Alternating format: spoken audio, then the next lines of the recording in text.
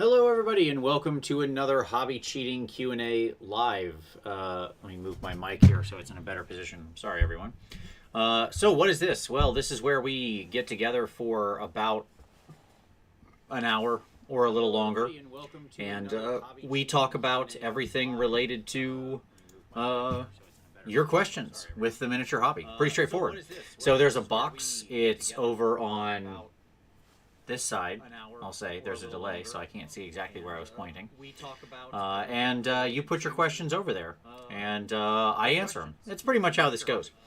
It's 2020. It's the end of it. It's the last one of the year, and I wanted to make sure that we had one more chance to sit down together and do some Q&A. I was just in the middle of working on some hobby. I'm painting up St. Celestine here, the big St. Celestine. This is actually supposed to be a terrain piece, but no, I don't feel like it's a terrain piece. I'm going to paint her as though she's the real deal, so that's what we're in the middle of. She's real big, which I like. She's a nice, basically 75 mil miniature. So we're still in early days on her, but we're doing some work there.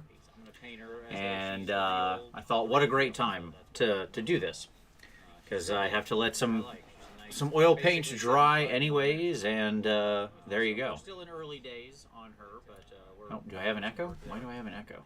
And I thought, okay, hopefully there I don't have an echo anymore. I'm sorry, everybody. Did that fix it? Somebody tell me if that fixed the echo. There shouldn't be.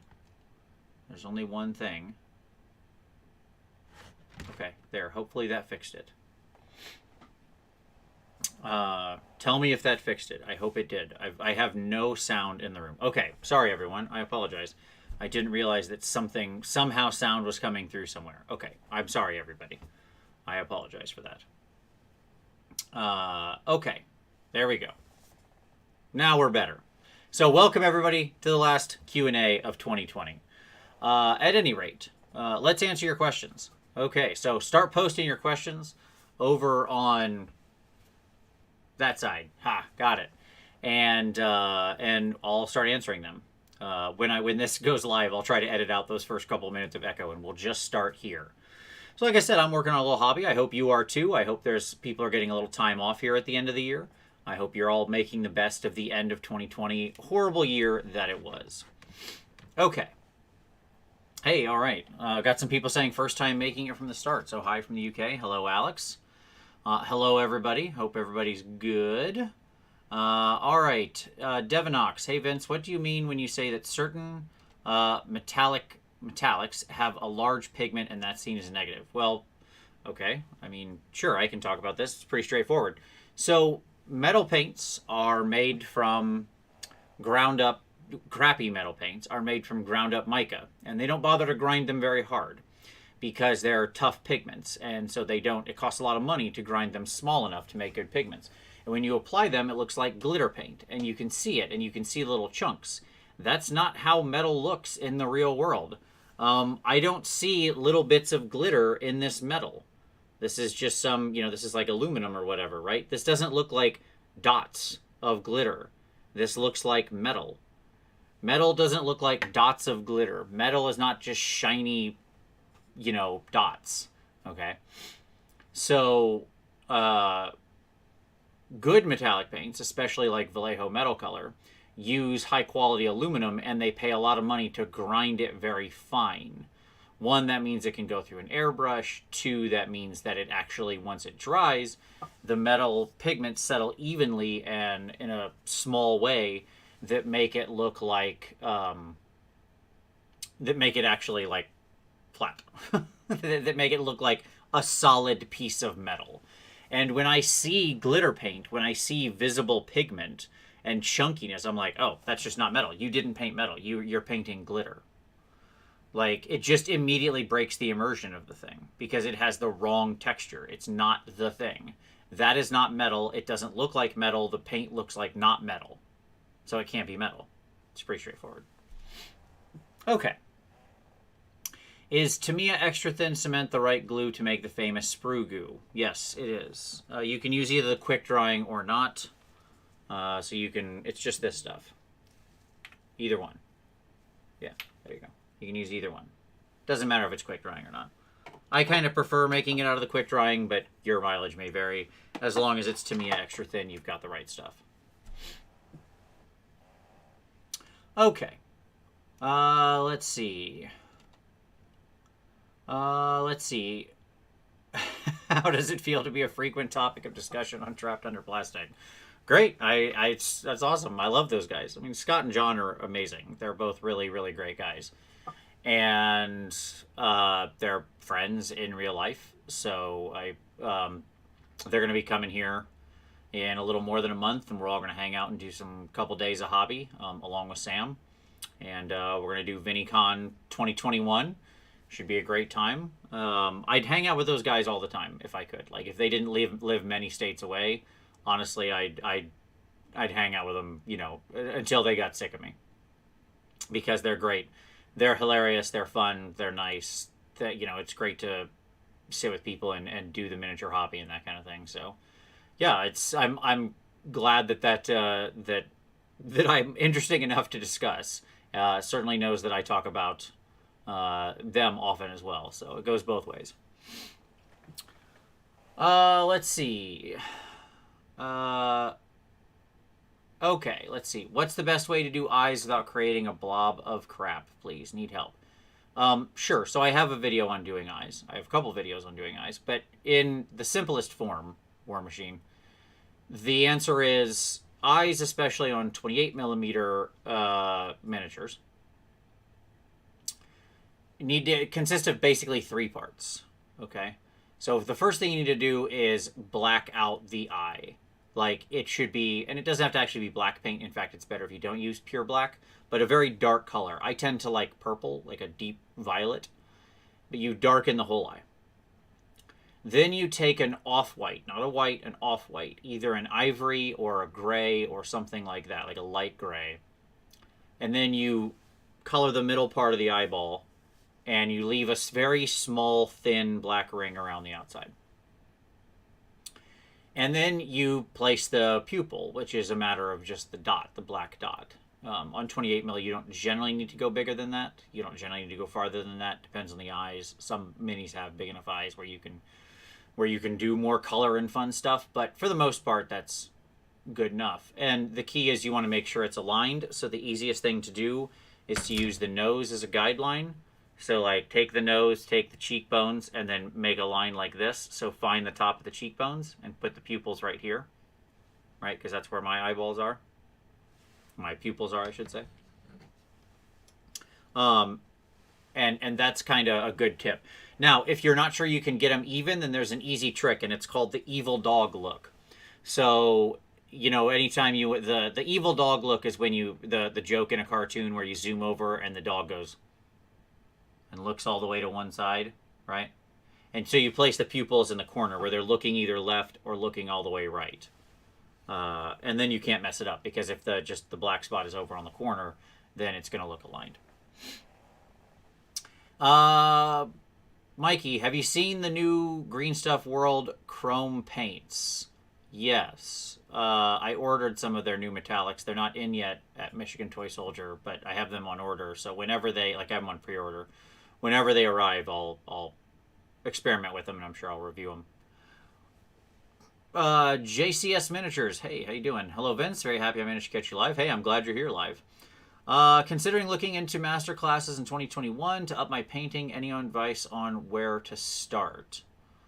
Sure. Like if you're talking on YouTube, I mean, if you're just looking for like free stuff, finding obviously like Darren Latham's did his masterclass, Trevelyan when he like anything Trevelyan does, but especially around when he did the Ogroid, I think he had a lot of really good tips in there. The Ogroid Myrmidon.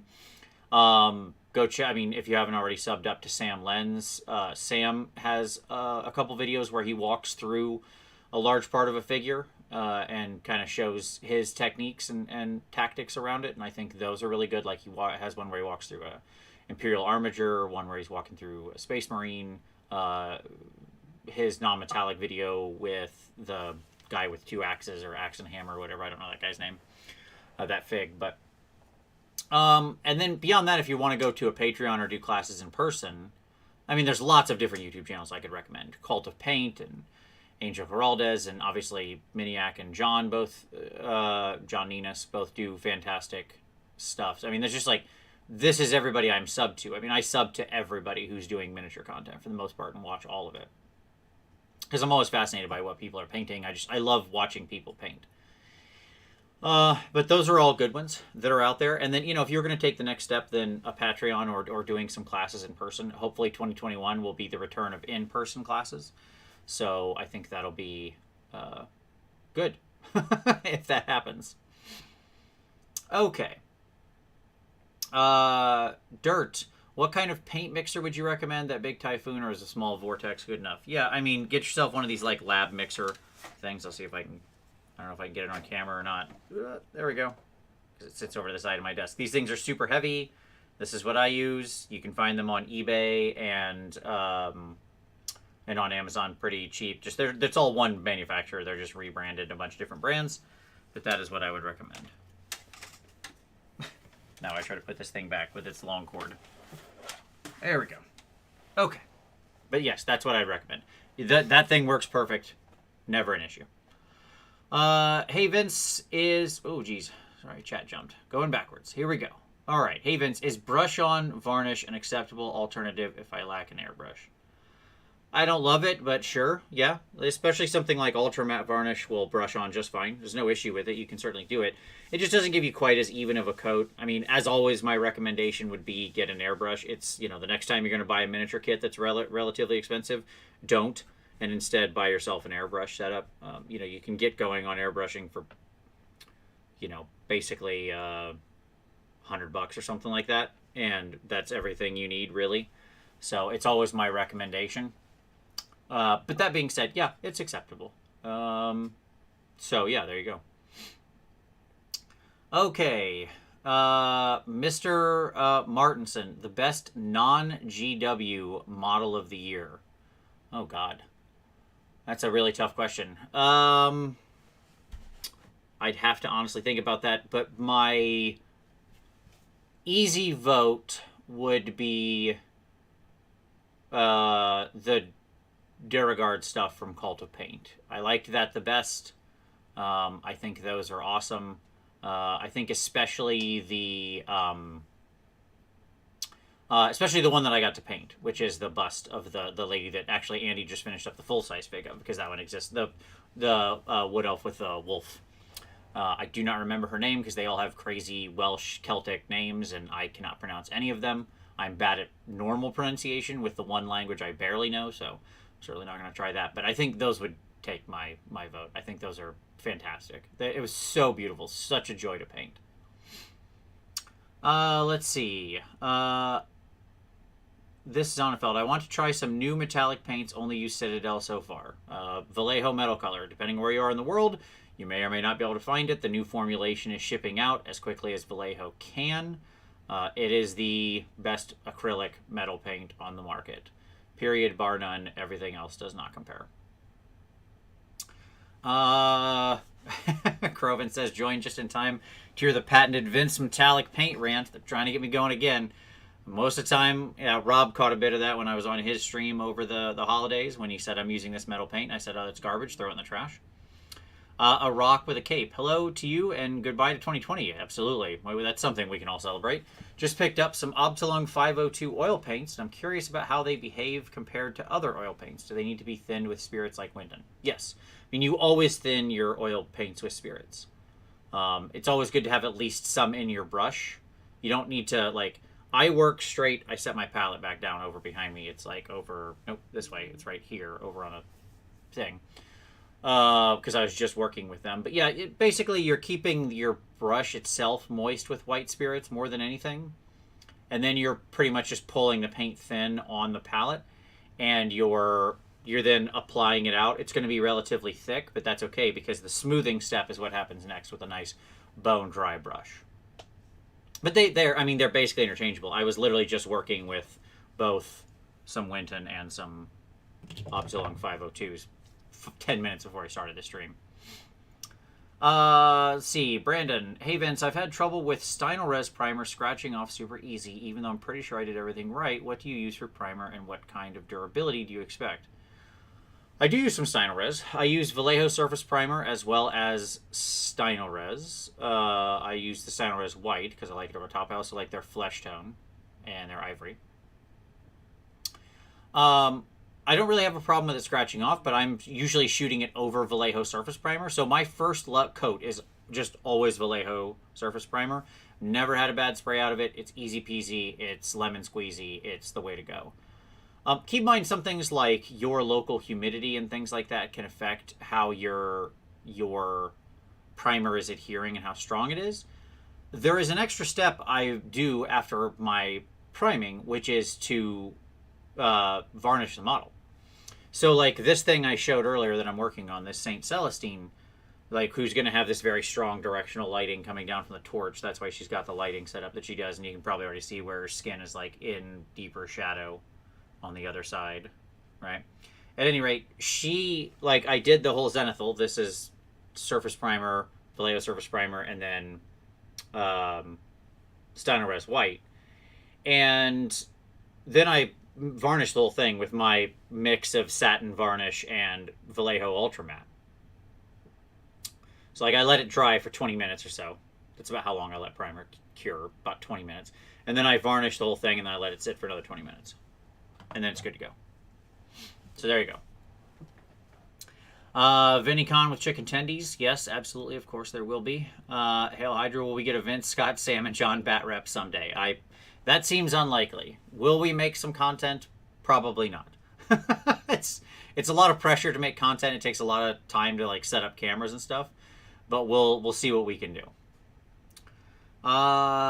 Let's see, Milo, is it just me or have you noticed that Pro Acryl tend to dry out and separate relatively quickly on a wet palette compared to other brands? Yeah, it depends. You have to keep your wet palette very wet for them. That being said, I actually like how they behave, but you can just remix them pretty quick. So, like, I keep a very wet palette, like lots of standing water in the side, and I never seal the thing completely. I always leave a little gap so that it's not too humid inside. And yeah, and then sometimes I'll start the new day and I'll just mix the paint back up and no problem, it's completely workable again. Alex Fry, been feeling a crazy painting plateau lately. I know it would be best to get some feedback on an actual piece. Do you have any advice on mentally breaking through to make progress again? What a great question, Alex. That's fantastic. Yeah, it's going to happen. You will plateau at certain points in your hobby journey. And my best advice is you've got to move out of your comfort zone. And you've got to find some way to challenge yourself through deliberate practice. So you've got to pick a relatively complicated thing you're trying to do. Push yourself in some way. Maybe it's an exploration of texture or lighting or OSL or whatever. I don't care. Like, pick a thing that you feel you don't have mastery of and push yourself to do it. And in that regard, then you submit that, then you try to get feedback on that from people who know. And you're going to not do great at it the first time, and that's all right. You need to reintroduce failure. If you're plateauing, it's because you're not failing enough. So you've got to reintroduce failure into your painting regimen and start losing again. Okay? And once you're failing, then you can start learning from those mistakes and refine and refine and refine, right? So that's my best advice. Like, move out of your comfort zone, pick something that's going to challenge you, deliberate practice, create the virtuous feedback loop of feedback, I guess, of getting advice from people and where you went wrong, and then do it again, and then do it again, and so on and so forth. Croven, I watched the Badger miniature metalsmith video and was intrigued. Is there a follow-up experimenting further with the ore ink? Seemed like there was some cool potential. Yeah, they're okay. In the end, the problem was Contrast launched right after that, and Contrast did that better. So I recorded something to do a color contrast over metal video. Really hated what I recorded and threw it in the bin because it was garbage. So I've got to re-record it. And I don't know what I want to record there exactly. I've recorded it twice and didn't like either one. So I need to figure out like what I'm trying to communicate with that and kind of show different interesting recipes and colors in some way, which I'm really not sure what I'm trying to do because but yes. The issue is the metalsmith ores are cool, but ultimately they just don't have much of a value because contrast can do everything they can do better and in a wider variety of colors. So, and I kind of like working with them better, honestly. Okay, evening Vince. Well, more afternoon for you. Yes, indeed. What color did you undercoat the carriage main body of your Bloodrack shrine? What color did you undercoat? It was a standard Zenithal Prime, and then I laid the green down, the teal over top of it. So, yeah, just a standard Zenithal. Like, I was careful with my Zenithal. I created lots of fades and stuff like that. It wasn't just, sit up from above and just go woo-hoo-hoo and spray like crazy. It was, it was like I was more precise about where I was applying the highlights and the whites and stuff. But yeah, that's it. Let's see. And then, yes, it was Despair Green was the color over the top, just in case that's what you're also asking. Grimlock Steve, can you recommend any YouTube painters who do simple but effective painting techniques? I find that your tutorials are a bit too advanced for me at the moment. Well, I appreciate your honesty, Grimlock Steve, and there's no problem with that. I get that. I really need to make like a beginner's playlist out of my stuff because there's certainly things in my list that are very simple. A lot of the like speed painting stuff I have and working with glazes over a Zenithal are really simple. So I do want to, I should make that a priority for 2021 is to organize a beginner's playlist. I do want to do a complete beginner's video. So I'm going to do that soon-ish. Look for that in Q1. I really want to get into it and do a nice, high-quality beginner's video. Like, this is where you start. And then I'd love to have a playlist that people can follow on with stuff like that. Now, that being said, sure. Cult of Paint similarly has some great, like, those guys are amazing painters, but they have some really, really good introduction videos that are, like, at a beginner level and do a really nice job with it. Angel Giraldez, if you don't mind subtitles or dubbing over on some of his videos, has some really nice actually beginner stuff, especially if you're airbrush focused. That's just very simple. He explains everything really well.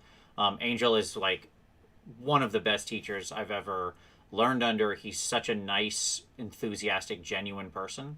So like that's a good place to go. Who else has really good beginner stuff, like true beginner stuff? Like Dr. Faust Painting Clinic. He has a huge library of stuff that's often very beginner friendly. I mean, Dr. Faust is where I started watching painting videos, God, 8 years ago or something. I mean, the man is a living legend on YouTube, as it were. So, there you go. W. Soren, question. When painting wings on something like Canary, how do you simulate thin membrane? Yeah, that's a great question. You make it lighter toward the middle. So translucent objects allow light through, like your hand, right? Like if I put a flashlight behind my hand, you would be able to see the light coming through my hand, right? If my hand was made of concrete, which is an opaque material, that would not happen.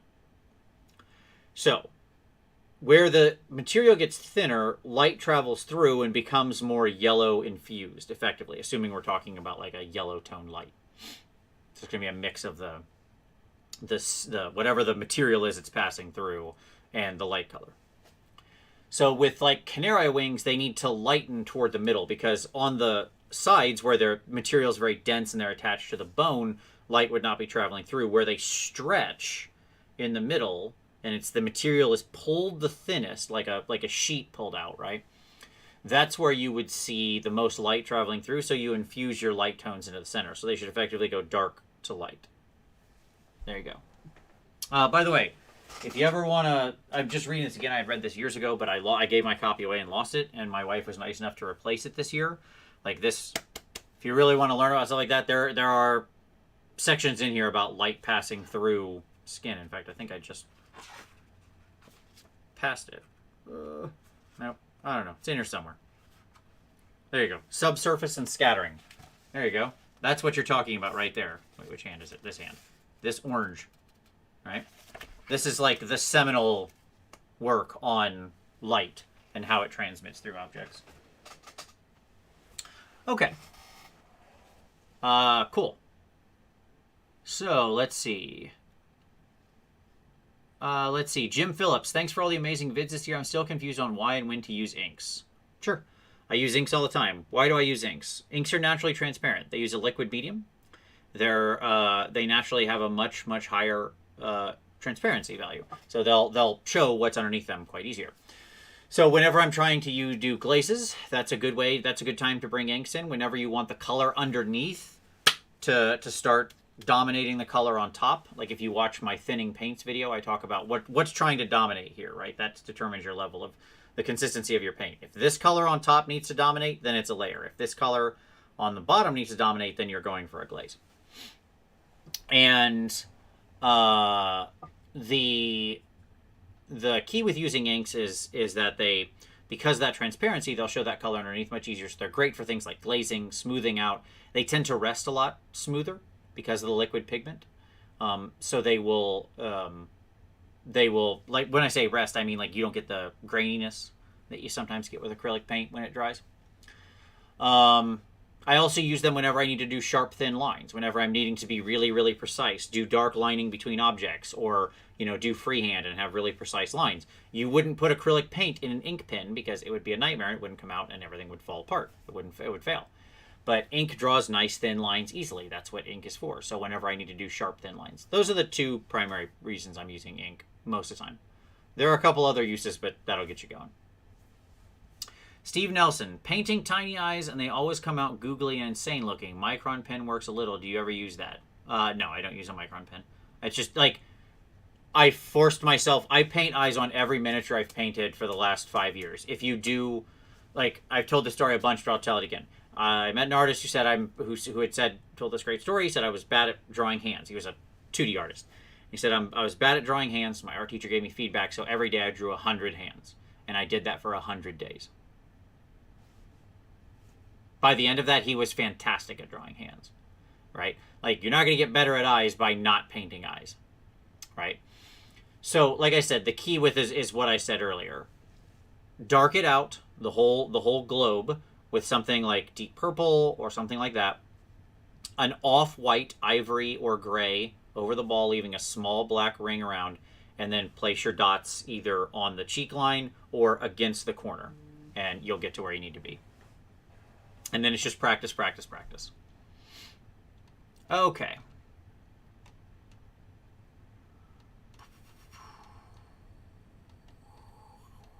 Now I gotta scroll back up because my thing jumped. There we go. Okay.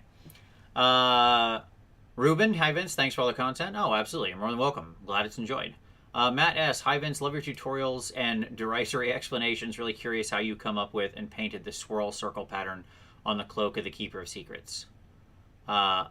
Oh, detailed. Yeah. Detailed explanations. That makes more sense.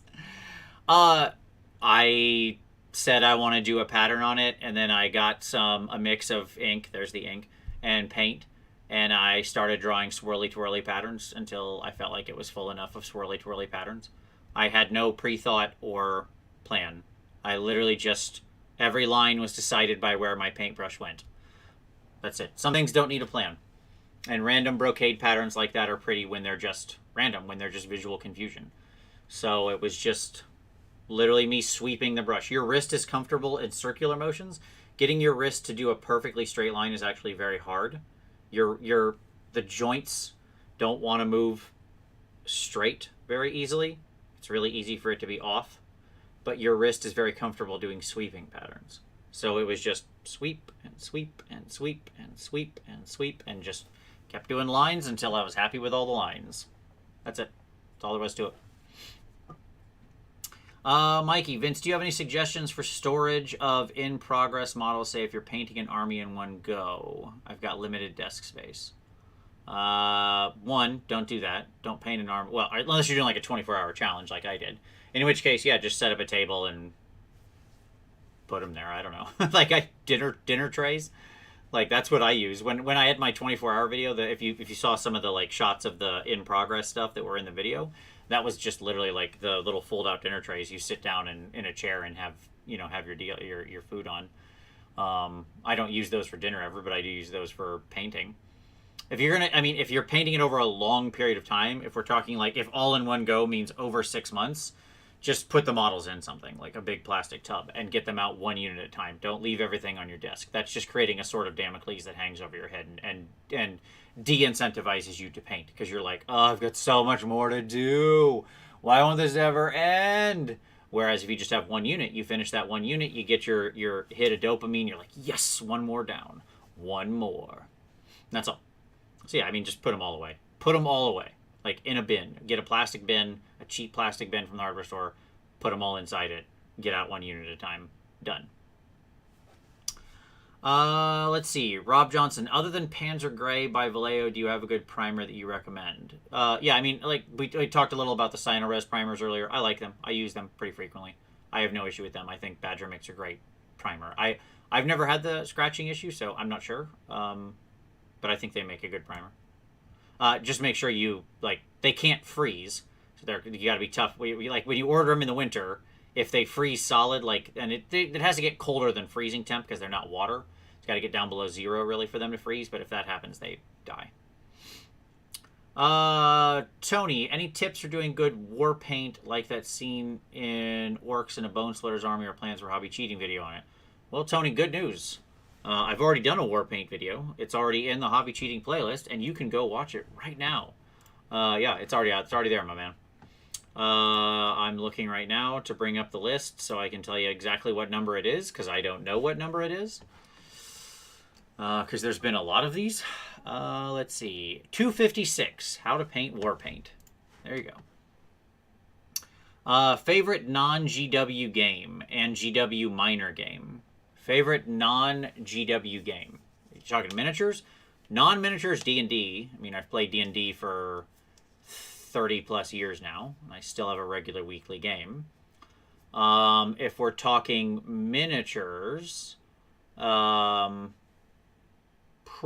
Malifaux. I think it's really creative. I think it's fun. I think it's cool. It's got a cool aesthetic, and I like its. I like the card mechanic. I think having a deck of cards that you use as a quote unquote your dice is a really cool thing. Favorite minor game, Warcry. Easily Warcry. Not even close. Okay.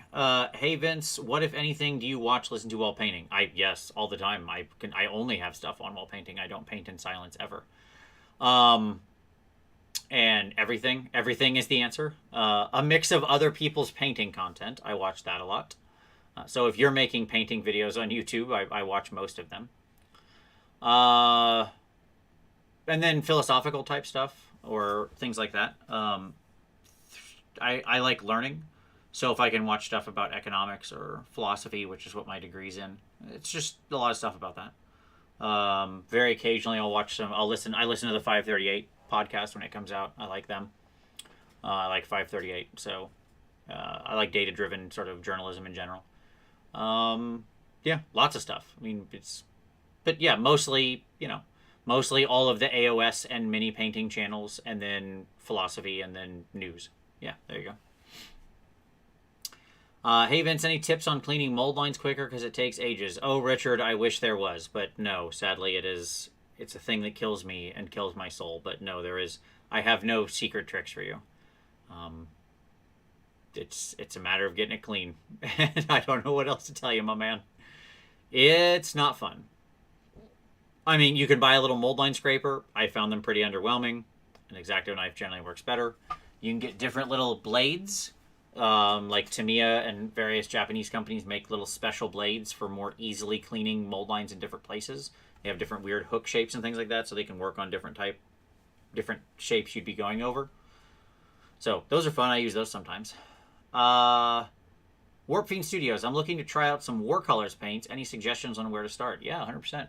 I really like their turquoise set, their purple set, and the glaze line. I think those are 3 fantastic sets. So there you go. I suppose none of those colors should be too surprising if you have watched any content on this channel. Oh, Biggs. Just got here, so my apologies if you answered this. I did not. Are you interested in the Kirill Can I Have FAQ book? Yeah, sure. I'd love to take a look at that at some point in time. I mean, Kirill is truly one of the best painters in the world right now. I think that's pretty uncontested. I could never paint like him. I don't mean achieve the same effects. I'm not sure I ever could. I just mean I literally cannot paint in his style. So for those of you who don't know, Kirill favors like he uses a lot of dots, very, very, very, very, very, very, very, very, very tiny dots. Most of his painting is built, not all, but most is built up of very, very, very, very, very tiny dots. He uses a pointillism style, and he uses a very small, very sharp brush, and it's just millions of dots, tiny, tiny, almost imperceptible dots. You can see it if you grab one of his pictures and like really super zoom in. You'll kind of see it every so often in some of the transitions. It's a great way to paint. It gives you, it eliminates all the brushstroke type problems. I can't do it. I find it soul crushing to paint that way. So I will literally never paint like that. But I mean, he's amazing, and his insights are incredible. The man's mind. I've taken a couple classes with him, and his mind. He knows so much about painting and color and light and the interaction. Like, he is a living encyclopedia of that kind of stuff. So I mean, a book like that commits that kind of knowledge to print, I have to think is amazing. So yeah, I definitely want to check that out at some point. What do you do about basing materials coming off the base? I normally use PVA glue, but I still see grass or snow or whatever coming off. Don't really have the problem. I use super glue most of the time, not PVA. I mean, occasionally a tiny rock will break off or whatever, but for the most part, most of my stuff's sealed, and then I varnish it down before I put the figure on. So, I mean, if like, I super glue everything in place. If you're really concerned, you can put a layer of like thin down PVA plus water over everything and then shoot it with varnish to even it all out, and that should hold everything in place. But I don't really have stuff come off, so yeah, there you go. Trevor, hi Vince, happy 2021. Really appreciate your content. As a fair novice painting IDK, I want to try painting 54mm French and Indian Wars figures. Any tips or guides for stepping up in scale? Yeah, I've talked about, I have a video on painting larger scales, and did it recently with the with Mini-X 54mm figure. So I would go watch that. And I mean, the key is you have to, it's more. It's just more. You can't paint in the same way because there's more space. So you need to add more detail, more texture, more refinement, more everything. It just, so like that video talks about a lot of the details. I would go check that out, and that should answer most of your questions. Buzzed Aldrin, hey Vince, I was curious if you maintain any stretching exercise regime. Yes, I mean, I do, absolutely. I work out every day. It's important to. You should stay physically healthy as well as mentally healthy as much as you can. Yeah, I work out every morning. I don't know. I don't think you really probably care about my workout routine, but it involves a lot of stuff you would imagine. The most important part and the thing I look forward to most every day is doing some. I don't do them every day. I do push-ups every day, but I don't do knuckle push-ups every day. But I really like doing knuckle push-ups. They're fun. So, yeah. Cobra Kai. So, at any rate, let's see. Carl, Merry Christmas, Vince. Apart from painting white, what is the killer app of heavy body acrylics? Yeah, why does it matter? Why do you care about heavy body acrylics? Because you paint in an almost oil-like style, where you're going to put down a little bit of color and then smooth it out over the whole area. So the advantage to them is they're super hyper, unbelievably pigment dense. So you can have this complete control of them from very thick where you're using a lot of feathering all the way down to like you've already worked it into a very, very thin glaze on your palette and it'll still stay together and easily glaze. So that's why HBAs, because they're just so pigment rich, but then you have to effectively make the paint you want out of them. Hail Hydra, would you consider supporting a slow grow as part of the PMP in the new year, please? Well, y'all are welcome to do it. I'm not going to stop you. You don't need me to authorize that. Get a slow grow together. It's a community. I encourage you to do so. I don't slow grow armies. I just paint them in 3 months. So it's not as much for me. But if the community wanted to get together something like that, I'd be all for it. I'll take a little sip here, talking a lot. My wife, who was watching back at the beginning, am I ever going to get my glue gun back? No. Simple answer. Matt Mountain, as things permit in the future, do you think you will come back to the UK to run some classes? Yes, 100%. 100% plan to. I mean, I am sure I'll be back in 2022. Like, I know for sure I will be. So, yeah, 100%. Sorry, I was just realizing my wet palate was drying out while I was sitting here. I had to add a little water. Okay. Is there a hobby cheating guide for ghosts? Yeah. It's a really early one where I was talking about glazing, and I actually did a ghost with the glazes. You could go check that out. I don't know that I've ever really done anything else besides that. That was like number 7 or something. It was super easy. It was super early. It's definitely a very low quality video, but I mean, it does basically talk about how you do ghosts. I mean, ghosts are pretty straightforward. It's like you pick a white as your highlight, and then you go into some lower color like blue or green, and that's kind of it. And you just, it's all glazing onto it. So, let's see. Oh, did I miss a question there? I might have. Okay, hello Vince, do you think it could work using the pre-highlighting and zenithal light, then airbrush a color to using the pre-highlighting and zenithal light, and then airbrush a color to paint a mini quickly? Jose, I'm not sure exactly what you were asking. I'm not sure exactly what you mean. I mean, yes, you can do all those things, but I'm not sure I understand the steps you're purporting to do there. Okay. Let's see. Mike, I'm planning to travel to the U.S. in 2021. Do you plan to give classes in 2021? Whenever a vaccine is, available to everybody and we can all gather, yes, I will do classes. So hopefully the back half of the year. As always, I'll do my classes through CK Studios. So I, check there as always. The link's down in the description. So whenever they're published, they'll be down in that link in the description. What is this about a new formulation of Vallejo metal color? One of the items that they needed to make that paint is no longer available because of COVID. I suspect it was probably isopropyl alcohol, as I long suspected that there's a little bit of alcohol in those paints to keep everything suspended. And I'm guessing that high grade isopropyl that they use is probably no longer available because it had to go to, hand sanitizer and cleaning stuff. So they switched to something else. It's out there. It's in the EU and the UK have it in their stores. We do not yet here in the US.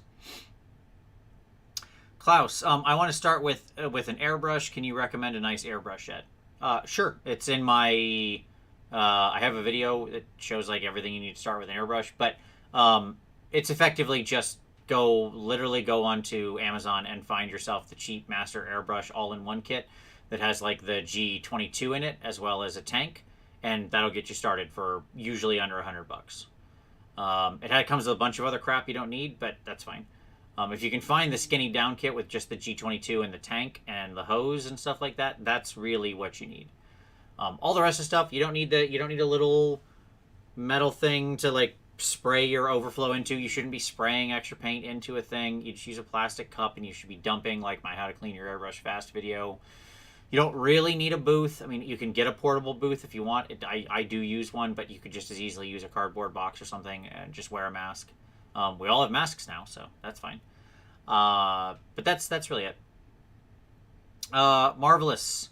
Let's see. Hello, Vince. I recently painted a Maw Crusher with a spotted leopard gecko pattern as a tribute to a pet, but I'm not happy with how some spots turned out. Any tips on ways to make natural animal spots? Yeah, they need to be of varying size. They have to be random, and your brain probably didn't do that. Like your brain probably wanted them to be roughly even-sized circles and roughly in, a kind of pattern. But of course, in nature, if you look at leopard spots, they're mostly not perfect spots. They have lots of occlusions in them. They oftentimes have the varying sizes, the varying shapes. Some aren't exactly spots. They go around. It's completely organic, natural randomness, right? And so to do spots, you have to do the same thing. You have to turn off your brain's desire to make everything symmetrical and perfect, because nature isn't like that. If you're, and like on a hard surface like that, I mean, it's tough on a Maw Crusher because he also has this scales pattern that doesn't feel like it's going to fit with that. Like you're kind of mixing two things that aren't going to work super great. Spots work better on big flat surfaces. And so, you know, it's it can be tough. You can still work with it. It's just harder because you've also got a scaled pattern, right? So generally, look up pictures of like, speaking of that color and light, look up pictures of like Dinotopia and look at how he did spotted dinosaurs, and that's a good place to look. You generally are making the spots bigger, and instead of a little tiny leopards, it's kind of a larger pattern thing. Okay. Let's see. Hey Vince, how would you go about texturing an already blended cloak? I would do it just like I do in the video where I do exactly the thing you're talking about. In my, oh gosh, what video was that? Let's take a look. I have all my videos up here somewhere. Okay, where do I do that? It's in, I think it's in the finishing details video.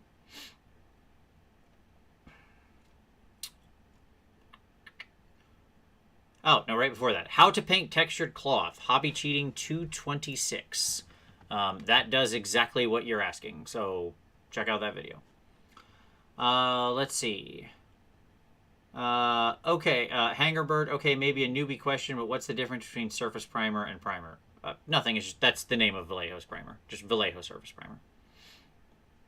primer. Making an army of heavily converted forest giants with mixes of Sylvaneth parts. What would be a good skin tone color to go with, as generic Caucasian doesn't feel it'd fit great? Sure. I mean, anything. You could use it. You could make it a more olive skin tone or something like that. So you can introduce more sepias to it. Effectively, anything that you like. Like if you don't want a standard sort of pale Caucasian. By the way, I'm not sure that wouldn't work. I think if you had wood parts and you went extremely pale, I think that could look cool. I think you want to stay away from probably like a deep African skin tone, just because if you have a very heavy brown in the skin tone and then your wood is also brown, that's just not gonna, there's gonna be no contrast there. So it depends on how much you want the pieces to fit together, and then where are you making your contrast. Like, I'd need to see the piece to give you formal recommendations, but I mean, you could make the skin super pale or unusual. You could make the skin green. That would be a good trick, and you just use like a lighter flesh, like a lighter Caucasian flesh tone as the highlights, and make the skin itself green, like they do with Spite Revenants or Tree Revenants. Sorry, Tree Revenants. Spite Revenants have blue skin in their stuff, but that could be another cool way to go. 100% second the request for a beginner playlist. Absolutely, I'll put it together. Okay. That's true. Yes, of course. Juan Hidalgo. Yes, his. So people were asking about super or beginner friendly stuff. Yes, Juan Hidalgo's series is great. I thank you very much for recommending that. I watch all his stuff as well. I hate naming things like that because I'm always going to forget things. I mean, because I have 100 subscriptions or whatever on my YouTube, and I'm always going to leave people out. But yes, Juan is truly awesome and has really, really great content. Really well produced. Let's see. Hawkeye. Hey Vince, have you got any tips for painting interior stone? Dwarven pillars, for example. Sure. I mean, same rules as always. They shouldn't be just gray. They should have lots of different tones in them. If we're talking about interior, then you should be, there's still going to be greens. Caves have water and growth and organic life in them. So there's still going to be greens. There's going to be browns toward the bottom where things have dripped or dirt has accumulated. You can use blues.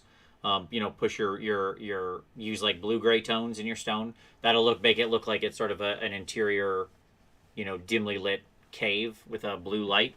So you can integrate, blue-white tones, your highlights, that kind of stuff. Let's see. JCS, quick question about the Scale Fantasy and Games line. I find they dry very satin and are quite transparent, almost similar to contrast paints or inks. Is this normal? Yes, they are very transparent paints. The Fantasy and Games tend to be a little more satin, and they are very transparent. Like, they're not good if you're trying to lay down a base coat or something like that. You wouldn't base coat with them. But they're great if you're trying to just, like, do some great layer work or glazing work. They really excel for that. Have you ever taken lessons in or done other kinds of art involving painting and colors? I took some art in high school. Other than that, no. I liked art in high school because it was fun. It was we had a really cool teacher who was laid back and didn't care, and was awesome, and would just like every quarter. The way my art class in high school was every quarter she would say, okay, you have to complete this many projects, and and she'd hand us a big list of like, for example, she'd say you got to complete 4 projects this quarter, and here's the list of 8 mediums you're allowed to use. And that was it. That was the class. And then at the end of the quarter, you got graded on the 4 pieces that you did. So, and she didn't care if you came in one day and were like too tired to work and just wanted to take a nap. It's fine with her. Didn't matter. That's fine. Take a nap that day. But at the end of the quarter, you better have your 4 pieces done. So there you go. She was a great teacher. Okay. Klaus, can you recommend a good airbrush set that you can use as a beginner that is... oh, yeah, sure. So the master airbrush set I recommended earlier, it's going to get you going. You're going to mess it up. It's, whatever. And then that's fine. You're going to throw that G22 in the garbage eventually, and then you'll get yourself a nice airbrush. But I wouldn't, as a 16-year-old, I wouldn't give you a nice car. I would buy you a piece of junk that you're going to drive and then mess up. And then you can get a nice car once you're slightly older and you know how to drive. But, then you can move up to like an Iwata HPCS or something. Ultrawaz, as a matter of opinion, do you think it is better to paint enhanced lighting from a singular perspective or general natural light? I don't think either's better. I think it depends on what you're going for. There's lots of, and by the way, that's 2 out of 10 different ways you could construe lighting. So like, I don't think any of them are better. It's about what you're trying to communicate. Now for armies, I tend to like a mix of sort of a directional with a little bit of diffuse lighting. I think that tends to read the best, where you get your standard volumetric highlights coming from basically above into one angle. That's what I tend to prefer for an army, because I think that just looks better under most neutral or bad lighting that's going to occur in like a tournament room where you take your army to play or whatever. But in the end, you could do anything. Mikey, I've seen you use contrast for rust streaks. Is this your go-to product, or do you have a preferred rust product? No, I have no go-to product for rust streaks. I use a million things for rust streaks. I use specific rust technical paints and typhus corrosion and dry rust and stuff from Game Effects. I use contrast paints. I use inks. I use oil paints. It's whatever I feel like at that given moment. Rust is incredibly varied and fun, and it's literally just whatever I happen to be deciding to play with that day. Hugo, hi Vince, have you ever hobbied in a limited living space? I share a 1-bedroom apartment with no space for a dedicated hobby desk, and the setup teardown can be a barrier to painting motivation. I have not, but here's my best advice for you. Get yourself find yourself 3 feet of space.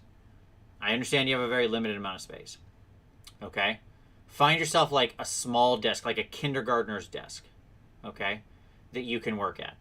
And keep everything in a plastic, like a flat plastic thing. Like keep a wet palette in there, keep some brushes, keep some paints, and maybe keep your project in a little like pick up and go kit. And then you have this little desk and you can use it for other things. Like you could write on it, you can have it for whatever. But when you sit down, pop your thing open and everything's right there and ready to go, right? The key is have your kit. You've got your kit ready, and then when you're done, you close it back down, put it under the desk. That's my best advice. That way you're not putting everything back away. I mean, I'll admit I'm very lucky that I have the luxury of this hobby space that I have. But that's my best advice. Take your kit down to the minimums, right? You can go get a cup of water on the way, and you don't need to keep that in the kit. But like that's just walking from the kitchen with a cup of water or whatever, or the bathroom. That's what I do when I travel, right? If I travel and I want a hobby, I just have a small little kit, fig, wet palette, whatever, right? Done and dusted. I can open it, be painting in a few minutes, close it, set it to the side. Andrew, good afternoon, Vince. Painting a Keeper of Secrets. What is your opinion of the paint job you did on your first one? Like my Forge World first Keeper of Secrets years ago? I think it's okay and doesn't really hold up, but it's fine enough. There are elements of it I still like. Yeah, I mean, like as with all my old paint jobs, there are a few elements of the thing I like, and I mostly hate it. Rusty Glass, where do you go for busts? Preferably in the U.S., do you have a suggestion for a bust with lots of texture, such as fur, hair, skin, metal to start on? I can't give you a specific bust to start on, because it's generally very specific, and people have like their own tastes. Where do I go? Mr. Lee's Minis. I believe Mr. Lee's is out of the UK, but I've never had a problem shipping from them. They're also a great site, and the person who runs the place is awesome. So Mr. Lee's Minis, they have busts from a huge range of different manufacturers, all available, and yeah, that's what I would recommend. Lots of good like orc and barbarian stuff there too, if that's what you're looking for. Oh yeah, there. What's the best place to buy a bust? Yeah. Hey, same question twice. Mr. Lee's Minis. Love your work, Vince. Keep living your best life. Well, thank you. I'm trying. Have you used liquid green? Have you used green stuff liquid frost? No, I want to. I think that looks really cool. I have not got a chance to use it yet. I mean, Green Stuff World has figured out that their niche in the market is weird technical products. Okay, like that's what they're living their best life with weird technical products. I can't try and buy all of them. You know, like I do have a limited budget here, but I want to try some of them as much as I can. Okay. When painting a cloak, dress, skirt, okay, that fades from dark on top to light at the bottom, okay, I find that it clashes with doing a zenithal highlight. Any tips? Well, the upper areas of the dress should still be more highlighted than the lower areas of the dress. If what you're saying is like, okay, the dress starts purple and fades to a light blue or something, okay, well, the upper areas of purple should still be brighter than the lower areas of purple. I mean, in general, I use the zenithal to set those tonal variations that are going to be happening of value. You're talking about a variation of hue, right? Variation of hue. It's not darker at the top. It is a color that has less brightness to it. So, like, if it's purple at the top, that is a less bright color, but it's not darker. Okay. Like, value and hue are two separate things. So it should still be like, there should still be, if I'm picturing a standard dress that has these like little hoopy, swoopy things that go like this, you know, throughout. That top part should still be a bright purple going down into bright blue. And if there's a swoop down, that'll be a deep purple down to a deep blue, right? Or something like that. So you'd still have the same effect. And, you know, but in the end, it's not counter to it. It just means that I'm not getting the maximal value out of it, but that's okay. Hope that helps. Okay. Hey, Vince, I got a nice 9-headed Hydra, but it's made from resin. How do you glue resin parts together? Sure. For resin, you use this right here, which is the Loctite. I'll show you what it actually looks like. You never use it. It actually looks like this. This is the Loctite Super Glue Ultra Gel Control. And then as soon as you buy it, which you get it in like multi-packs, you take it out of this dumb plastic thing that wastes paint and you use just this thing. And because this is what's inside here. But this will hold resin together. This is a really good glue and it seals like cement. So there you go. Any advice for setting up proper lighting? I have a small LED lamp on my desk and another one that lights up the room in the background, but I'm having trouble with bigger models. Thanks. Sure. I mean, my room is nothing but light. I have an ultra bright light directly above me, as you can tell with this wonderful heat spot or light spot here on my forehead. I have multiple different value lights back behind me that are both shooting at the wall, not at me, not at my space. So one is a very like neutral daylight, one is a much more warm, intense light, and they're both shooting away from me but creating lots of bounce light everywhere. And then the thing that's turned sideways right now, you can't see, but I'll move it in here, is I have an Architect's drafting light, which can be set to lots of different values. I think it's set right now on its sort of bright daylight setting. And I just bring that down over me, and that creates all the light I need. There we go. Those are a good investment. Something like that is a nice investment. But really, you don't have to spend a lot of money. I mean, like that Architect light wasn't cheap, but for the most part, you can just go buy like $5 or $6 clippy light things at Home Depot, get a couple different very bright lighting things, and then put them on clips on your wall behind you. That's what I did. Like all those lights I was describing behind me are just on like, I think the little fixtures were like $6 because they're meant for construction sites, and I just clipped them onto a stand behind there, and then bought some light bulbs. Vince, would you approach weathering an 8mm giant robot the same way as a 28 millimeter robot? 8 millimeter giant robot. I assume you mean like a really tiny thing. No, I would not, because I mean you have to, uh, like, you have to, think in scale, right? And how much of it would actually be visible. I don't paint things that tiny because I find super tiny things to be completely bad to paint. Like, they're just not fun. I hate little tiny things. I don't even like true 28 mil. I like being able to actually see what I'm painting. So, but I mean, you would have very little visible weathering because at that scale, it's just not going to be super visible. But like I would have very tiny micro dots of like micro dots of texture or weathering or something like that. Do I listen to Philosophize This, the podcast? No, I don't, but it sounds interesting. I'll check it out. Someone needs to start a mold line cleaning business. Yeah, that'd do great. Drawkins Greed Havens today. I ordered my first ever airbrush based on your recommendation, and I'm really hyped for it. Any advice on how I should first use it? Priming, base coating, a bit of everything. Yes. Get into it. Get deep in it. Mess it up. Make mistakes. Watch my cleaning video. Do that. Don't blow paint through the front of it when you don't need to be blowing paint through the front of it.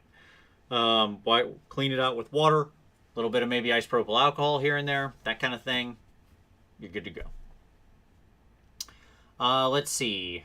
Will you do more True Metallics Metals videos? Yes, always. I will always do more True Metals videos. I'm always going to be your guy for True Metals because I love True Metallics. And I paint non-metallic. I like it. It's fun. But I always have a deep love for True Metallics, and there'll always be more of them. I was actually just thinking about wanting to re-record a good pure silver True Metallic video to really get my thoughts on it down and kind of make like a sort of Bible study for it.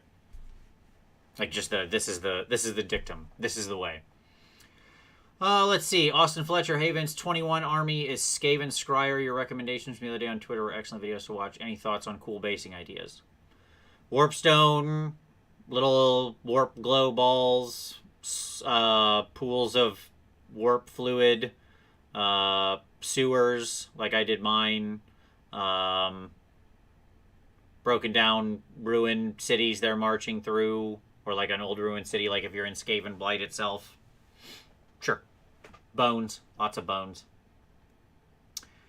Do you have a photo of your Archeon? Yes, I have 2 Archeons. Both of them are behind me right now, and both of them are on my Twitter and yeah, both of them are on my Twitter. The newer one, the Archeel, the Slaanesh one, is on Instagram as well.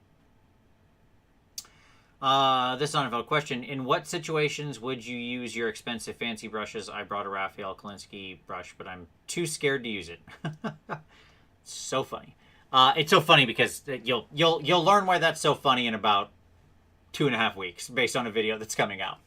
But anyways, I use it when I'm doing detail work or finishing work or careful work or work where I need to be precise. That's it. Let me let you know this. You are going to ruin that brush.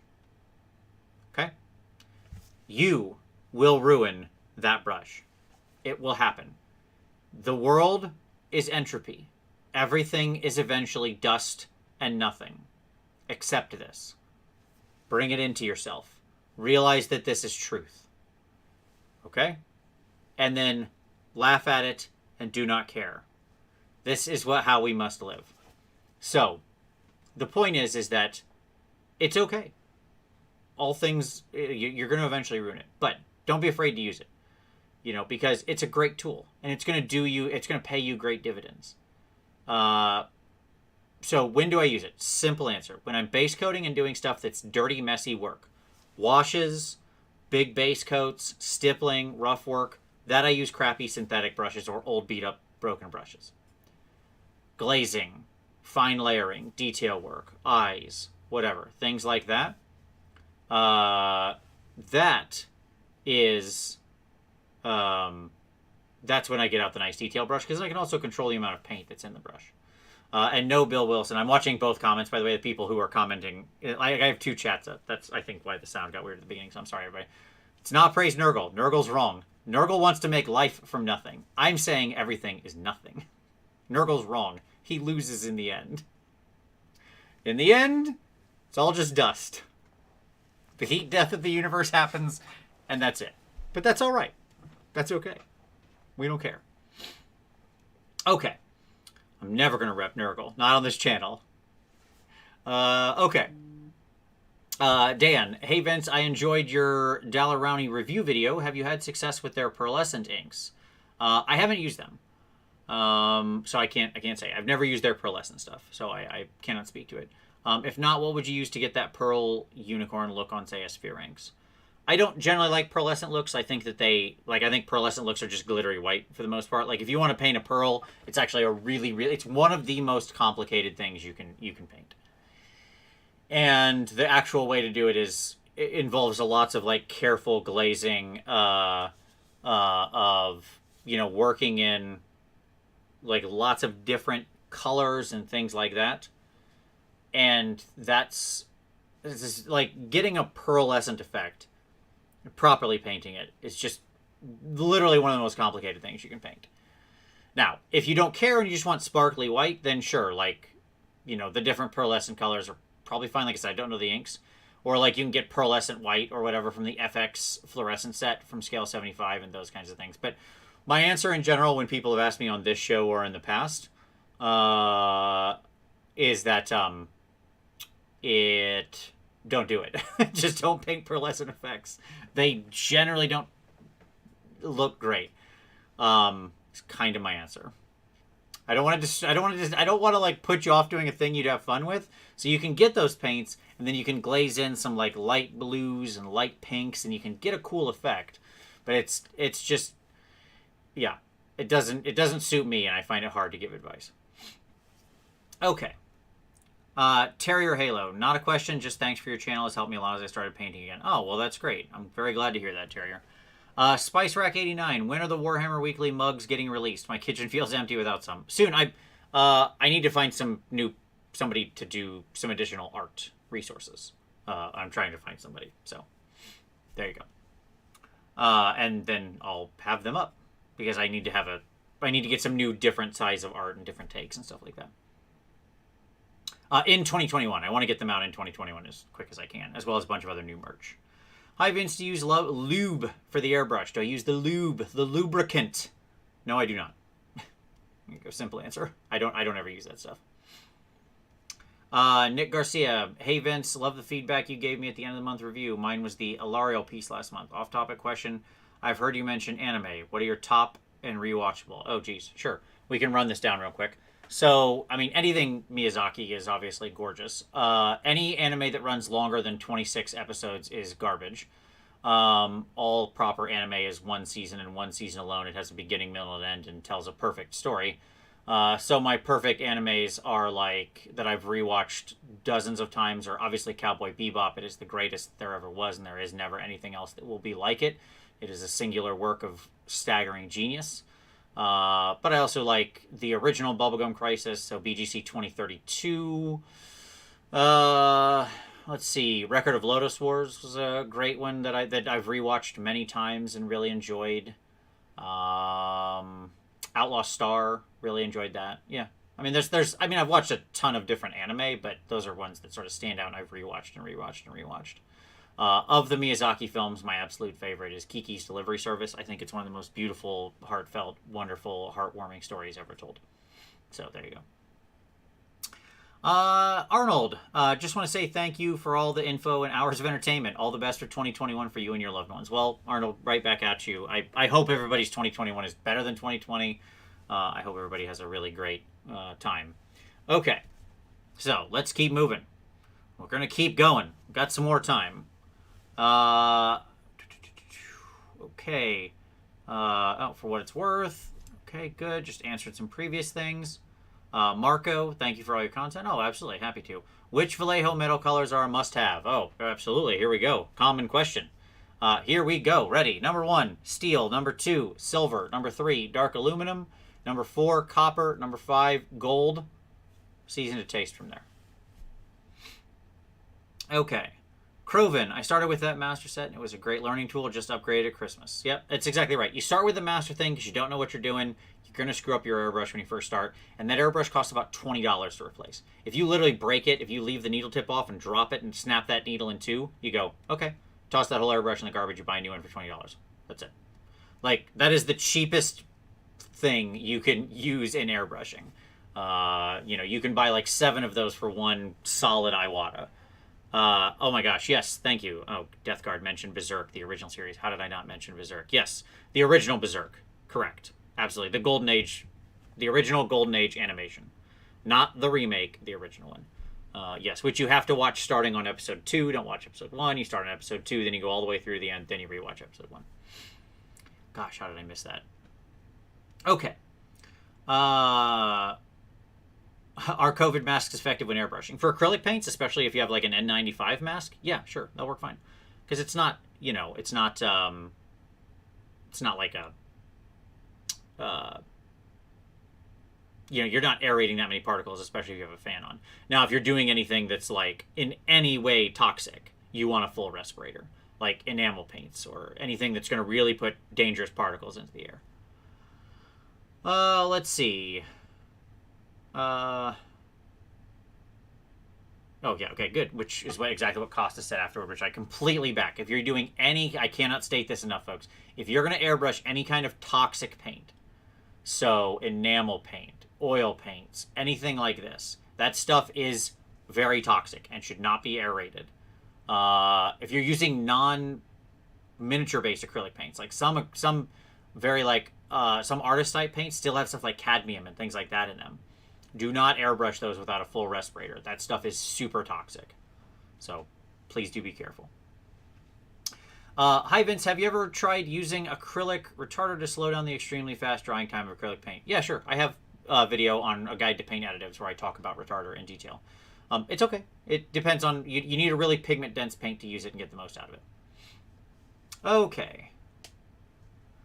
Should I buy a respirator fume hood for spraying slitted Vallejo paints? But I think I answered that already, but my answer is basically no. You can. I don't mind having a little hood with a fan on the back. It's actually quite nice because it just keeps everything moving through a HEPA filter. So it's a decent investment. If you're going to talk about if you're just airbrushing non-toxic acrylic paint, you don't really need to have a full respirator. I mean, you can. It depends on how sensitive you are to particulates in the air. Let's see. But you could also just be out in your garage or something and do it there and with a door open and just kind of spray in a cardboard box, and that would be fine. Let's see. Okay. S. Stinger. Hey, Vince, thanks for doing this. Where else can I draw inspiration for striking chitin patterns for my Tyranids? I seem to only find minor variations in insect photography. Well, I mean, the most common chitin is obviously just the sort of standard hashes. And, insects, chitin is chitin, right? It kind of has this look.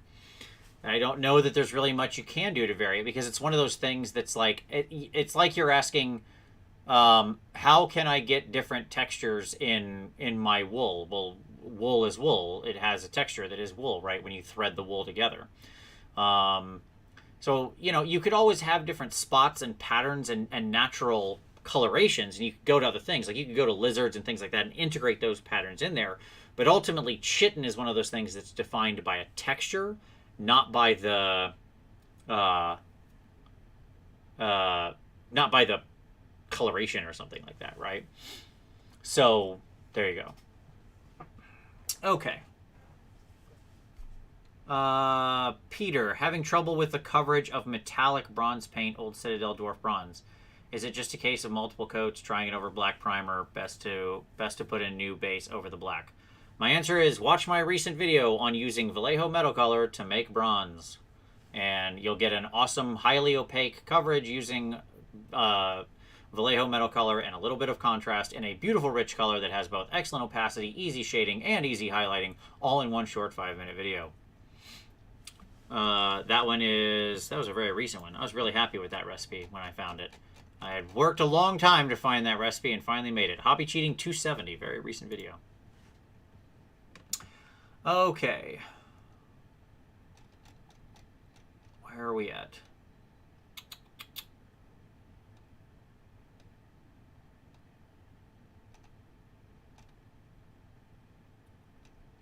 Sorry, it jumped. My comments jumped on me, and now I gotta scroll back.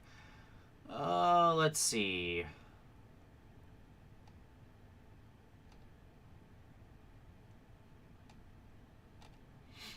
Somewhere I'm gonna find the comments. There you go. Okay. Found it. All right. Let's see. I assume you've seen the coconut crab pattern. That seems pretty popular. Oh, that's cool. Start repeating your favorite YouTubers in a list. Yeah, sure, exactly. Like Arya Stark. That sounds like a good idea. SW, I've been supplying washes over true metallic metal usually dulls down the shine a lot, or oil washes over metal a better option. 1,000%. I never wash metal ever. Period. Ever. That is intended to be shiny. If it's intended to be a rusted hunk of garbage, then wash away. You want to dull it out. That's the whole advantage. But if you're actually trying to make like shiny metal, washing it is just ruining it. You just put a whole coat of medium and pigment over top that is literally not metal. That's not metal. You just ruin it. Like that's ruining it. Oil washes, because the way they work, because they have this extreme capillary action because it's not water. They go into the recesses, sink in, and then you come back in with some white spirits, whoop, clean it up, and you get back to your original metal. Good to go. Job's done. Let's see. Do you varnish your models?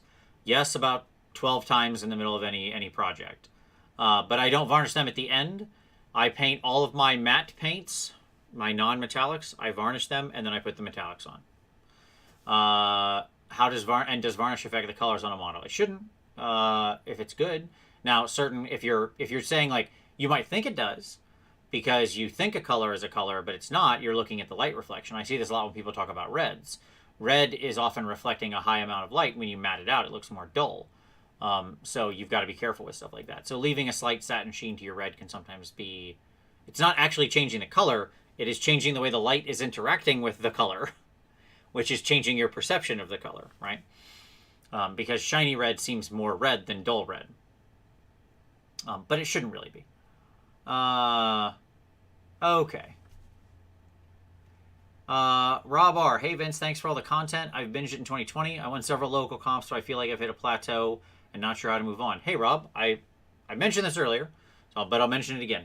If you're hitting a plateau, it's because you're not challenging yourself. You need to get back into failing. You need to get back into the habit of failing. So pick some things you want to work on. Focus on deliberate practice. Challenge yourself. Fail. Go get feedback from people. Figure out where you failed. Do it again. Right? And repeat that process. Plateauing is entering our comfort zone where we've stopped failing. So you got to push yourself so you can still fail. And yes, I also varnish the bases. That's the answer to the last question. Let's see. Could you show how you store the airbrush? Yeah, I mean, sure. I store my airbrush. I can't show it to you, but I store my airbrush on a little like airbrush holder. It's one of those little U-shaped things. But there's just a bunch of water inside there. I don't know if you're gonna be able to see that or not. There's a bunch of water down in there. That's actually a mix of water and a couple drops of isopropyl alcohol, just to make sure that it's like, just to make sure that it's really chewing up any paint that's in there. But yeah, I always just keep a bunch of water in the cup. Let's see. You can also just take the needle out and put it completely into a cup of water, like a glass cup. Just take the needle out first and then set the whole thing down in front first. Flash, what is the thing you're most enjoying in the hobby right now? Oh God, I don't know. Painting, everything, talking to all of you. I mean, yeah, it's great. I don't know. I can't pick a single thing. I've never had more fun in the hobby than right now. Whether it's gaming, the community, sharing this with all of you, like everything. I can't wait till next year when we get back to events as well. That's going to just be a great time. It's a golden age. Okay. Mitch, any tips on achieving a convincing rose gold? Trying a slightly orange bright copper mixed with pinkish crimson wash thinned paint. Any advice? No, I do not. I'd have to think about that. I'm happy to experiment and see if I can find something for you. But no, I've never really tried a rose gold. Off the top of my head, maybe like the standard gold mix and then a little bit of like one of the pinky or red contrast paints. But again, I don't know. I need to experiment with it.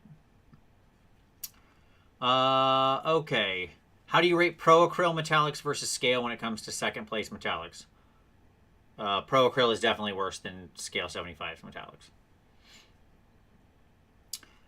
Let's see.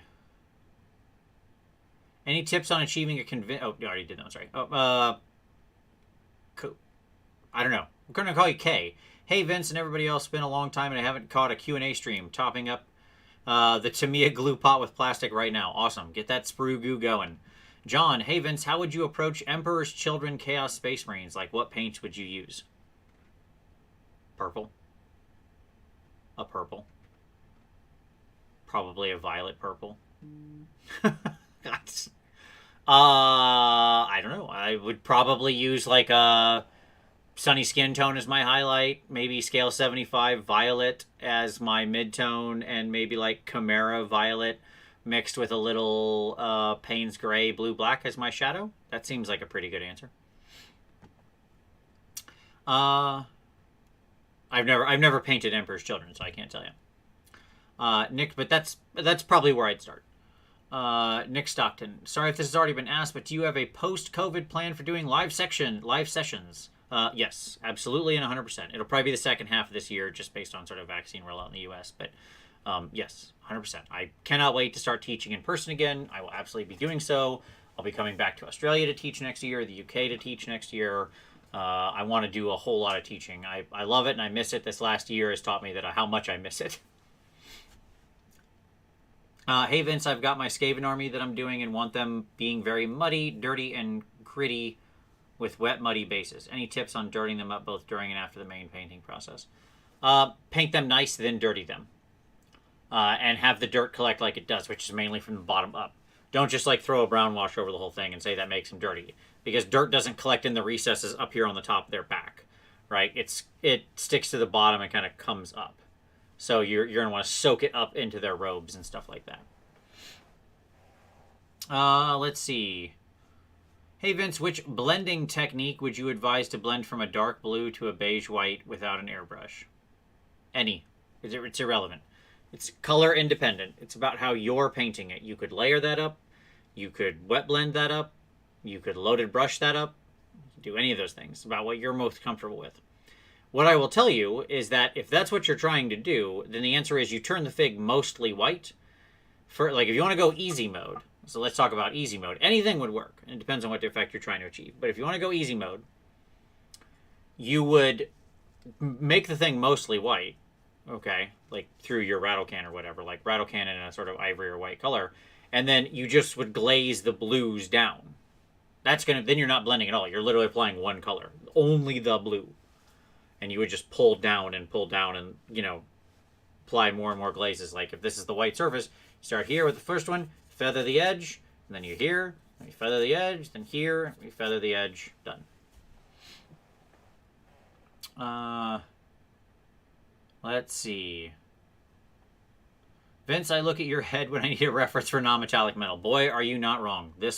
You want a reference of what contrast needs to look like. My head under the lighting in my office is a perfect reference for non-metallic metal. You are not wrong. Gonzalo, just want to say your vids are so awesome. Hobby cheating is like my late night TV. Well, that's wonderful. I'm very glad to hear it and happy to help. Death Guard Legionnaire. Nope, he's answering somebody else. Okay, cool. Very good. I like that. Adam Mumford. Hey, Adam. Just about to pick up an airbrush because if I'm honest, I really don't enjoy painting and want to try something new. Any tips? Yeah, like I said, I've already talked a lot about the airbrush. Get yourself a nice, good master set. Watch my how to clean it video. Like, if a lot of people are like, God, using my airbrush is so hard. It takes forever to clean. And I'm like, I don't know what you're talking about. Then you're doing it wrong, is my honest answer. And you didn't watch my videos. Anytime I hear somebody say that, I'm like, well, you're doing it wrong. Because there's no other answers to that. My airbrush, if I wanted to start airbrushing, I could be doing it in 8 seconds from now. And I spend about 10 seconds in between color changes cleaning at most. So, like, watch the videos I have. And that's it. That's actually the only painful part of it. Beyond that, Adam, just play with it, man. An airbrush is such a great tool. You will have to relearn. You will have to learn some new stuff. But, man, is it fun, especially if you're looking for, like, doing some stuff that looks good fast. It's just a great tool. Okay. All right. Just people talking about the liquid frost. Hail Hydra, would a Nadriel Prime work to start on a mini with a lava base, please? I worry how the mini would work when people's eyes would still be drawn to the shadowed face. Thank you. Okay, so if you're talking about lighting complete, so first of all, when we do lava bases, generally we assume that there's still going to be like normal light in the world, and that the light from the lava is not really casting that much of a glow up. And no, I wouldn't Nadro Prime, because if you're talking about being completely lit from below, being lit from hell, then that's assuming it's just dark. Other than that, and that's going to look really weird on a gaming table, because in a room the light is not only coming up from the lava, it is in fact coming up from above. So if I were going to do that, like on an army scale, I would paint the whole miniature like normal, and leave my deep shadows down in there, and then I'd come back in either with a brush or an airbrush and just get a soft orange glow like right on the lower legs and up in the just sort of, the groinal region basically. And that's it. Um Maybe like the bottom of a shield if that's hanging down there, or a weapon if it's hanging down low, something like that, right? So yeah, because you don't want to light your gaming miniatures completely from below. It's just not going to read, and it's very hard to do.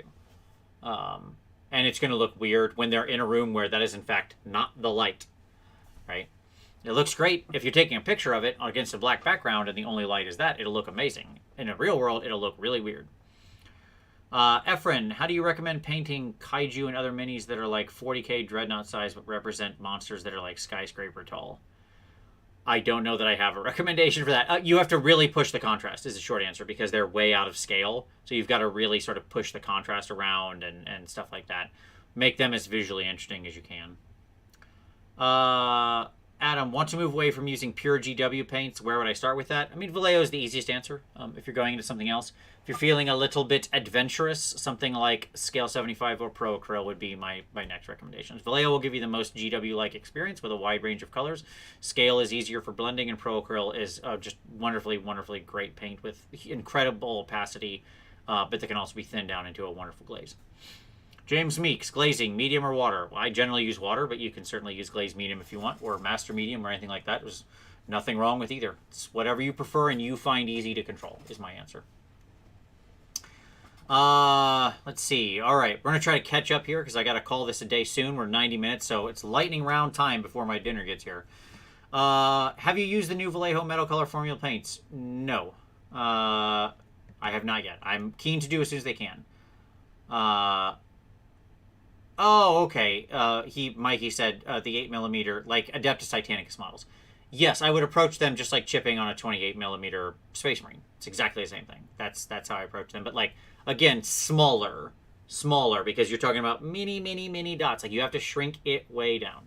The more you draw the scale down, think about the dot. If the scratch on the robot is this big in real life, then how small is it when it's shrunken down 1 to 100 scale? Right? I mean, that's the answer to your question. Like, just do the math in your head on how everything needs to come down. Let's see. How do you choose one brand of paint over another when the color is pretty much the same?